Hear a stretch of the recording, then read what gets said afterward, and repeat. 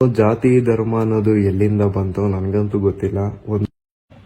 ನನ್ನ ಮನೆ address leak ಮಾಡಿರೋರ್ಗೆ, ನನ್ನ ಫೋನ್ ನಂಬರ್ ಲೀಕ್ ಮಾಡಿರೋರ್ಗೆ ನಾನು ಹುಡ್ಕೊಂಡು ಬಂದು ಹೊಡಿಯೋದು ಮ್ಯಾಟರೇ ಆಗಲ್ಲ. ಸೊ ಹೇಳೋಕ್ಕಾಗಲ್ಲ ನನ್ನ ಜೊತೆ ಅವಾಗೇನಾಗುತ್ತೆ ಅಂತ.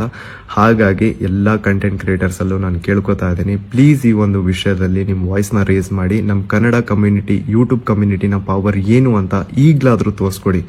ದಯವಿಟ್ಟು ಎಲ್ಲರೂ ಒಂದಾಗಿ ಅಂತ ಕೇಳ್ಕೊತೇನೆ. ಆ್ಯಂಡ್ ಈ ಗೌಡ್ರ ಕುಟುಂಬಕ್ಕೆ ಸಪೋರ್ಟ್ ಮಾಡುವಂತಹ ಟ್ರೋಲ್ ಪೇಜಸ್ ಅವರು ಏನು ಹೇಳ್ತಿದ್ದಾರೆ ಅಂತಂದರೆ, ನಾನು 35 ಲಕ್ಷ ಲಂಚ ಇಸ್ಕೊಂಡು ಈ ಸೌಜನ್ಯ ಕೇಸ್ ಬಗ್ಗೆ ವಿಡಿಯೋ ಮಾಡಿದ್ದಂತೆ. ನಾಚಿಕೆ ಆಗ್ಬೇಕ್ಲಿ ನಿಮಗೆಲ್ಲ, ಏನಂತ ಯೋಚನೆ ಮಾಡ್ತಿರೋ? ನಾನು ಎಡಿಟರಿಗೆ ಪೇ ಮಾಡೋದಕ್ಕೆ ನನ್ನ ಹತ್ರ ದುಡ್ಡಿಲ್ಲ, ನಾನು 35 ಲ್ಯಾಕ್. ನಾಚಿಕೆ ಆಗ್ಬೇಕು ನಿಮಗೆ. ಕೇಳೋದ್ರಲ್ಲೂ ಜಾತಿ ಧರ್ಮ ಅನ್ನೋದು ಎಲ್ಲಿಂದ ಬಂತು ನನಗಂತೂ ಗೊತ್ತಿಲ್ಲ. ನನ್ನ ಮನೆ ಅಡ್ರೆಸ್ ಲೀಕ್ ಮಾಡಿರೋರ್ಗೆ, ನನ್ನ ಫೋನ್ ನಂಬರ್ ಲೀಕ್ ಮಾಡಿರೋರ್ಗೆ ನಾನು ಹುಡ್ಕೊಂಡು ಬಂದು ಹೊಡಿಯೋದು ಮ್ಯಾಟರೇ ಆಗಲ್ಲ. ಸೊ ಹೇಳೋಕ್ಕಾಗಲ್ಲ ನನ್ನ ಜೊತೆ ಅವಾಗೇನಾಗುತ್ತೆ ಅಂತ. ಹಾಗಾಗಿ ಎಲ್ಲ ಕಂಟೆಂಟ್ ಕ್ರಿಯೇಟರ್ಸಲ್ಲೂ ನಾನು ಕೇಳ್ಕೊತಾ ಇದ್ದೀನಿ, ಪ್ಲೀಸ್ ಈ ಒಂದು ವಿಷಯದಲ್ಲಿ ನಿಮ್ಮ ವಾಯ್ಸ್ನ ರೇಸ್ ಮಾಡಿ ನಮ್ಮ ಕನ್ನಡ ಕಮ್ಯುನಿಟಿ, ಯೂಟ್ಯೂಬ್ ಕಮ್ಯುನಿಟಿನ ಪವರ್ ಏನು ಅಂತ ಈಗಲಾದರೂ ತೋರಿಸ್ಕೊಡಿ. ದಯವಿಟ್ಟು ಎಲ್ಲರೂ ಒಂದಾಗಿ ಅಂತ ಕೇಳ್ಕೊತೇನೆ.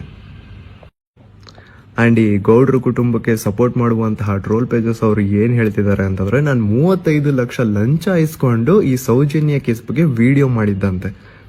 ನಾಚಿಕೆ ಆಗ್ಬೇಕ್ಲಿ ನಿಮಗೆಲ್ಲ, ಏನಂತ ಯೋಚನೆ ಮಾಡ್ತಿರೋ? ನಾನು ಎಡಿಟರಿಗೆ ಪೇ ಮಾಡೋದಕ್ಕೆ ನನ್ನ ಹತ್ರ ದುಡ್ಡಿಲ್ಲ, ನಾನು 35 ಲ್ಯಾಕ್. ನಾಚಿಕೆ.